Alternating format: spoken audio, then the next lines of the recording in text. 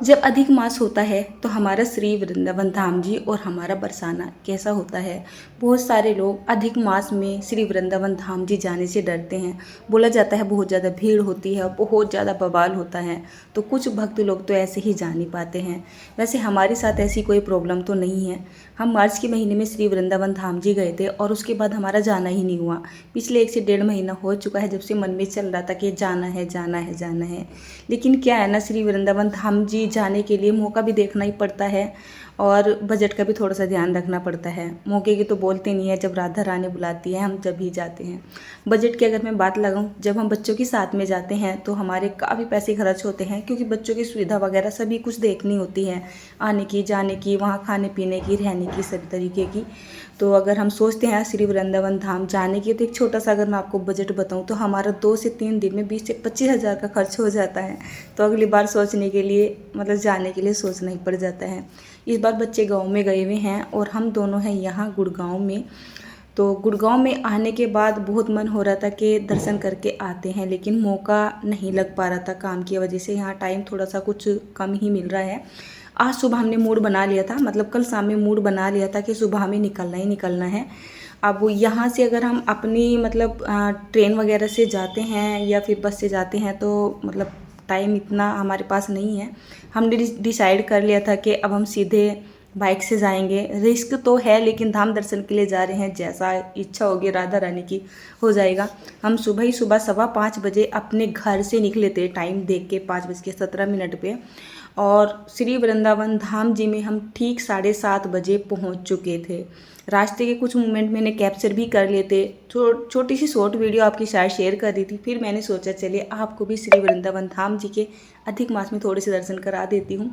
जाते वक्त जैसे ही हमने एंट्री ली अपनी श्री वृंदावन धाम जी में, तो हमारे सामने सबसे पहले जो इंटरफेस आया वो था हमारा प्रेम मंदिर जी। तो आप यहाँ पर देख सकते हैं अधिक मास में इतनी ज़्यादा भी भीड़ नहीं है, मतलब जितनी सोच रहे थे हम या जितनी लोगों को लगती है, ये एकदम नॉर्मल भीड़ है।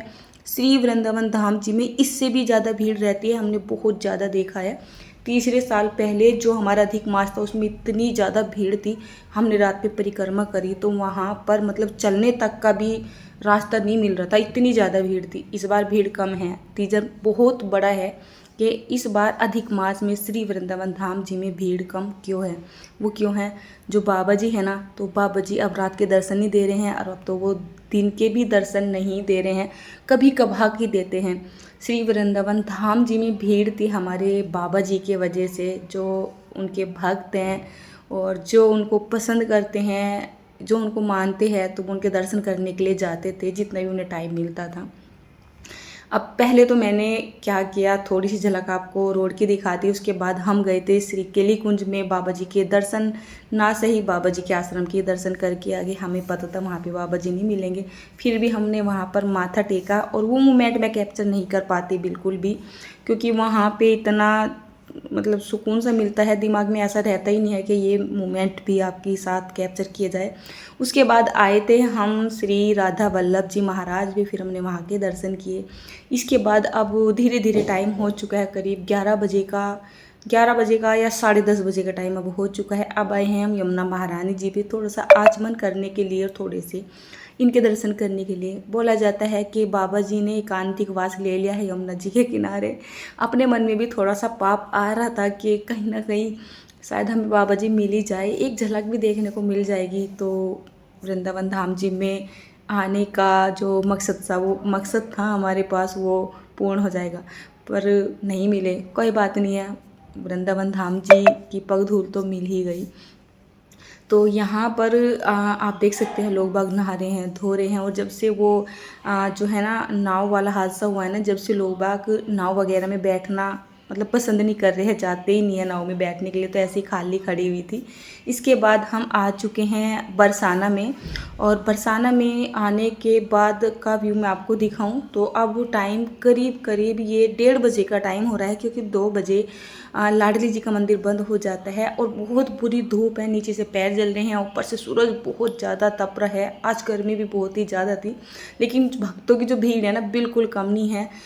बरसाना में भीड़ कम होने का कोई मतलब नहीं है, कभी भी आ जाओ, अधिक मास हो, नॉर्मल मास हो, कुछ भी हो, हाँ बढ़ सकती है लेकिन इससे कम भीड़ नहीं हो सकती। देखिए यहाँ पर इतने दर्शन करके जा चुके हैं लोग बाग और ये लास्ट टाइम चल रहे हैं। ये 2 बजे मंदिर बंद हो जाएगा और 1-1:30 बजे का ये टाइम हो रहा है। और यहाँ पर आप देख सकते हैं कि कितनी बुरी भीड़ है, गर्मी नहीं देख रहे हैं, कुछ नहीं देख रहे हैं।